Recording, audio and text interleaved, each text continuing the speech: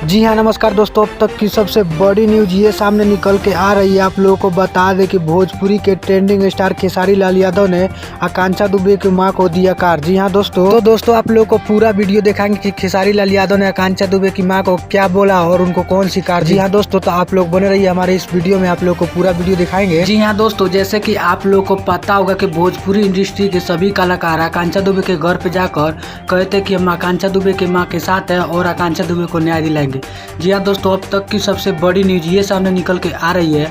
आप लोगों को बता दें कि भोजपुरी इंडस्ट्री के ट्रेंडिंग स्टार खेसारी लाल यादव आकांक्षा दुबे के मां को दी बहुत बड़ी कार। जी हाँ दोस्तों, और दोस्तों आप लोगों को बता दें कि खेसारी लाल यादव ने कहा कि हमें सभी एक्टरों का एक साथ होकर आकांक्षा दुबे के मां को साथ देना चाहिए और उनकी मदद करनी चाहिए। दोस्तों आप लोग अपना राय इस कमेंट बॉक्स में जरूर दीजिएगा। क्या खेसारी लाल यादव आकांक्षा दुबे के मां को जो कार दी है वो सही है या गलत है। मिलते हैं आप सभी से किसी नेक्स्ट वीडियो में, जब तक के लिए जय हिंद जय भारत।